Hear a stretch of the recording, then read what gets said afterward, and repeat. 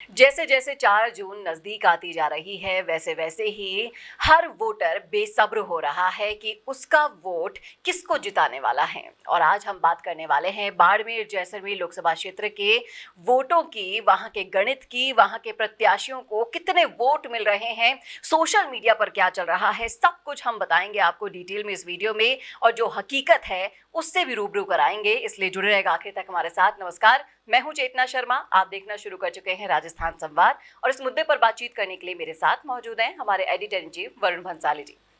मैं आपसे जानना चाहूंगी, जिस तरह से सोशल मीडिया पर अलग अलग तरह के आंकलन आ रहे हैं, सर्वे के मुताबिक अलग अलग तरह के आंकलन आ रहे हैं, और जिस तरीके से भाटी, कैलाश चौधरी और उम्मेदराम बेनीवाल को समर्थन दिया जा रहा है कि वो इतने वोट जीत रहे हैं, तो आपको क्या लगता है कि क्या निर्दलीय को भी 7, 7.5 लाख, 8 लाख वोट मिल सकते हैं? देखिए, इसमें किसी किस्म का कोई भी शक नहीं है कि रविंद्र सिंह भाटी जो है वो बहुत लोकप्रिय है और बहुत कम टाइम में बहुत ज़्यादा लोकप्रिय हो गए हैं। इसमें किसी भी तरह की कोई भी शक और शूदी नहीं है। दूसरा ये बात है कि जातिगत समीकरण से देखा जाए तो राजपूत वोटर बहुत ज़्यादा उनकी तरफ आ रहे हैं, इसमें भी किसी किस्म का कोई शक नहीं है। तीसरा, अगर उस लिहाज से देखा जाए कि यंगस्टर्स उनके साथ हैं तो वो भी ठीक है। और चौथा, अगर इस लिहाज से देखा जाए कि जो अल्पसंख्यक विधायक हैं अमीन खान, उन्होंने कांग्रेस का दामन छोड़कर शिव की विधायकी लेने के लिए या किसी और वजह से साथ दे दिया है रविंद्र सिंह भाटी का, तो उनकी वजह से अगर कुछ अल्पसंख्यक वोट भी उनकी तरफ आते हैं तो वो भी कहीं ना कहीं उनका वोट बैंक बनेंगे। और इसीलिए इसी कयासों को देखते हुए कहा जा रहा है कि रविंद्र सिंह भाटी को इतने वोट पड़ने वाले हैं। दूसरा बड़ा कारण यह है कि जैसलमेर बाड़मेर लोकसभा क्षेत्र में जो वोटर टर्नआउट हुआ है वो भी बहुत ज़बरदस्त हुआ है। लोगों ने घर के बाहर निकलकर भीषण गर्मी में वोट किए हैं, ये इस बात में भी कोई दो राहे नहीं है। अब समझने वाली बात यह है कि क्या भाटी 7 लाख का आंकड़ा पार कर पाएंगे। तो यहाँ पर बहुत क्लेम्स आ रहे हैं कि वो 7 लाख से ज़्यादा वोट पाएंगे, पर सबसे बड़ी बात देखने वाली ये है कि ऐसा होना संभव नहीं। इसके दो बड़े कारण हैं। सबसे बड़ा कारण ये है कि जो निशान पे वोट करने वाले वोटर हैं वो बहुत ज़्यादा है, और कमल के निशान पे वोट करने वाले राजपूत, वैश्य और भी कई जातियां हैं जो सीधा सीधा कमल का निशान और प्रधानमंत्री मोदी को देखकर वोट करती है। वो वोट बहुत हद तक इंटैक्ट रहने वाले हैं, बहुत हद तक साथ रहने वाले हैं, और उन वोटों को छुआ नहीं जा सकता, ये बिल्कुल सत्य है।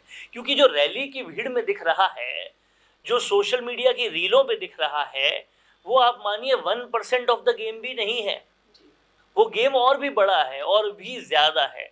और जो बड़ा गेम है वो प्रधानमंत्री किसको देखना चाहता है, ये वोट करते हुए ध्यान रखता है, खासकर लोकसभा चुनाव की वोटिंग में। और इसलिए कमल के निशान पर वोट पड़ना बहुत लाजमी है, जिसको उन लोगों ने नहीं सोचा जो 7 लाख वोटिंग की बात कर रहे हैं, 7 लाख से ज्यादा वोट भाटी को मिलने की बात कर रहे हैं। तो कहीं ना कहीं ये एक बड़ा रीजन है कि 7 लाख का नंबर नहीं छू सकते। और कैलाश चौधरी को इस तरह से निगलेक्ट करना गलत है, क्योंकि वो केवल कैलाश चौधरी नहीं है, वो कैलाश चौधरी प्लस नरेंद्र मोदी प्लस भाजपा का सिंबल, ये तीनों चीजें हैं। क्या आप 7 लाख का क्लेम जब भाटी के लिए करते हैं तो ये भूल जाते हैं कि कई लोग राम मंदिर बनाने के लिए डोनेशन दे चुके हैं, जैसलमेर बाड़मेर से भी कई लोग सनातन धर्म के लिए जान तक देते हैं, उनको भूल चुके हैं आप?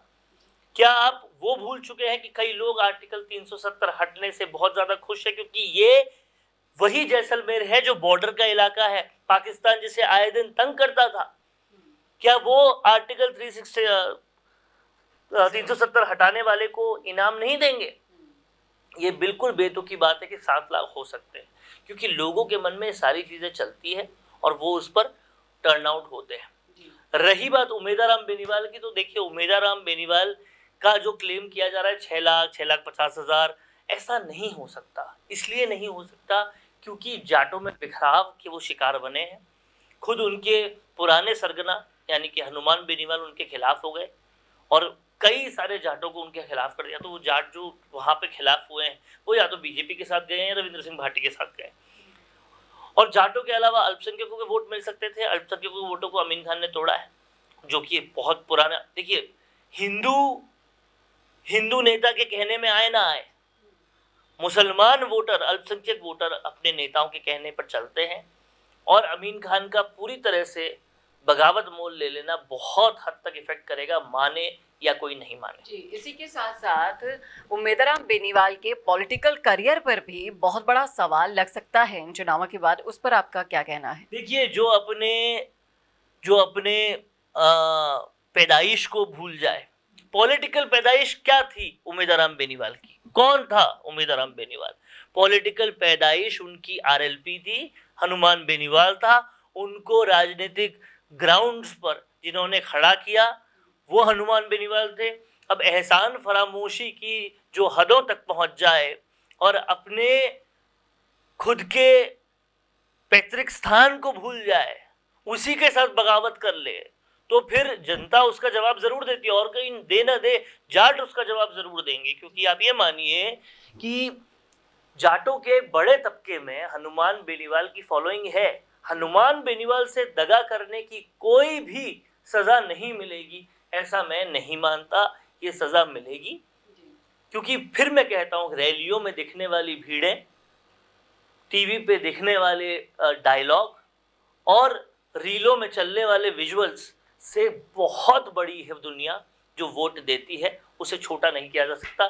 तो उम्मेदराम बेनीवाल के भी नंबर्स जो हैं, जो दावे किए जा रहे हैं, उससे बहुत कम आएंगे। जी, इसी के साथ साथ ये तो हुई भाटी और उम्मेदराम बेनीवाल की बात। कैलाश चौधरी की जब बात आती है तो कैलाश चौधरी के बारे में आपका क्या कहना है कि इन दोनों के जो नेगेटिव पॉइंट्स आपने निकाले हैं वो कैलाश चौधरी के लिए प्लस पॉइंट्स बन सकते हैं? मैं फिर से आपको वही बात दोहराऊंगा, कैलाश चौधरी नहीं है। कैलाश चौधरी प्लस नरेंद्र मोदी प्लस कमल के फूल का निशान प्लस आरएसएस है। और जब आप इस बात को समझते हैं, मैं कहता हूं कि बॉर्डर के इलाके में रहकर नहीं भूल सकता कोई उसे, जो 370 लेकर आए, जिसका सालों से, कई सालों से सिर्फ और सिर्फ सोच भी नहीं सकते थे लोग कि ऐसा हो सकता है, सपना ही था ये। राम मंदिर जो 500 सालों से एक इशू बनता आ रहा था, उसे किसी ने साकार किया। ये चीजें भुलाए नहीं भूली जा सकती। लोग सोचते हैं वोट देने से पहले कि हम किसे प्राइम मिनिस्टर बना रहे हैं, जो इतने ऐतिहासिक निर्णय ले चुके हैं उन्हें, या फिर राहुल गांधी को, या फिर उस इंडिया गठबंधन को जिसका पता ही नहीं कि प्रधानमंत्री बनेगा कौन, जो पता है कि इलेक्शन होने के बाद नंबर ज्यादा है या कम, सर फटौल करेंगे, ये सबको पता है। तो आम आदमी जो ये सोच रहा है वोट पे दबाने से पहले बटन, उसको दरकिनार नहीं किया जा सकता। और इसलिए कैलाश चौधरी के नंबर्स सरप्राइजिंग होंगे।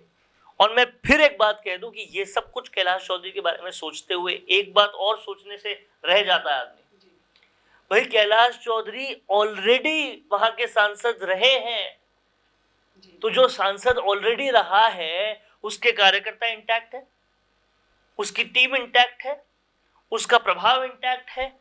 क्या उस प्रभाव, उस टीम और उस पूरे सिस्टम को हम दरकिनार कर देंगे? हम आरएसएस को दरकिनार कर देंगे, हम बीजेपी को, कमल के निशान को दरकिनार कर देंगे, हम प्रधानमंत्री मोदी के करिश्मे को दरकिनार कर देंगे? आप कैलाश चौधरी के बारे में बात करते हुए इन सारी चीजों को दरकिनार नहीं कर सकते, और ना ही इस चीज को दरकिनार कर सकते हो कि जब कोई वोट देने जाता है तो ये सोचता है कि प्रधानमंत्री किसको बना रहा हूं। ये सारी चीजों को अगर सोच के आम आदमी भी एनालाइज करेगा तो देखेगा कि ये सब जो हवाबाजियां चल रही है, वो हवाबाजियां धरातल पर कितनी आती है, ये बात अलग होगी। बहुत बड़े बड़े डिस्टेंसेस वाला ये इलाका है, और ये इलाका सरप्राइजेस देने में माहिर है। किसी को उठाता है तो किसी को गिराता भी है। ये शिव का चुनाव नहीं है जो केवल एक विधानसभा का चुनाव हो, ये पूरी जैसलमेर और बाड़मेर कंस्टिट्यूएंसी का, लोकसभा क्षेत्र का चुनाव है। तो अब देखिएगा क्या होता है। लेकिन कैलाश चौधरी के बारे में जो उसको अंडरमाइन किया जा रहा है बहुत ज़्यादा, जो निगलेक्ट किया जा रहा है बहुत ज़्यादा, वो बहुत गलत किया जा रहा है। बहुत सारे फैक्टर्स को दरकिनार किया जा रहा है, वो दरकिनार होने लायक है नहीं। जी, और बहुत से लोगों का मानना है कि चुनाव के बाद तो कैलाश चौधरी गायब से हो गए हैं। गायब नहीं हुए हैं, वो अपना जवाब खुद नहीं देना चाहते, वो परिणाम के जरिए अपना जवाब देना चाहते हैं, इसीलिए शांत हैं, इसीलिए चुप हैं। और बाकी एक बड़ी बात मैं यहाँ पर एक और कहना चाहता हूँ, बीजेपी जैसी पार्टी जो एक चुनाव खत्म होते ही दूसरे चुनाव की तैयारी शुरू कर देती है, बीजेपी जैसी पार्टी जिसके सर्वेज आज तक सबसे बड़े सर्वेज में, सबसे कारगर सर्वेज में गिने जाते हैं, बीजेपी जैसी पार्टी जिसका कार्यकर्ता बेस ही इतना बड़ा है, 11 करोड़ से ज्यादा कार्यकर्ता हैं, 11 करोड़ के अगर पूरे परिवार को भी देख लें तो 44 करोड़ होते हैं। आप देखिए, बच्चों को हटाकर देश की जनसंख्या देखिए कितनी है, एक बड़ा पोर्शन तो भाजपा कार्यकर्ताओं का ही है। उसके बाद से कांग्रेस से जो पलायन हुआ उसको सोचिए।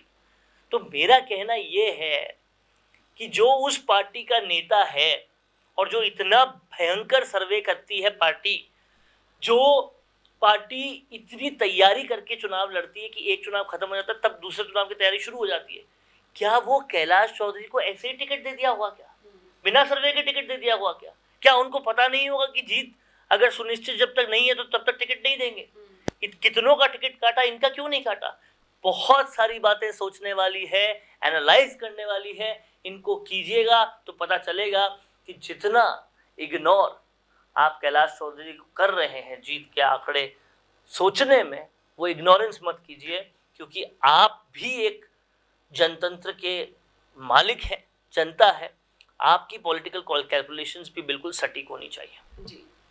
और क्या होगा क्या नहीं, ये तो आने वाला वक्त बताएगा। 4 जून का जितना बेसब्री से ये सभी इंतजार कर रहे हैं, उतना हम भी कर रहे हैं, आप भी कर रहे हैं।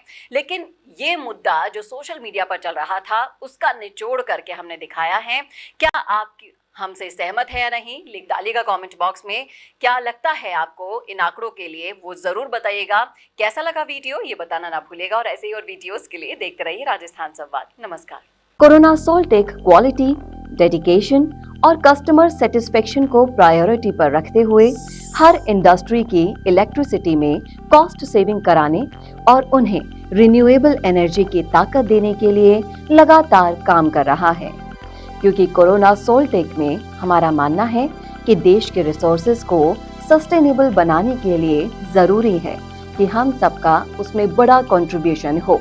इसीलिए सोलर प्रोजेक्ट्स की टाइमली डिलीवरी करते हुए एक पार्टनर की तरह आपकी इंडस्ट्री को हम अपडेट करते हैं और हमेशा आपकी सर्विस के लिए तत्पर रहते हुए सोलर एनर्जी का पूरा पोटेंशियल आपको मिले, इसी दिशा में काम करते हैं।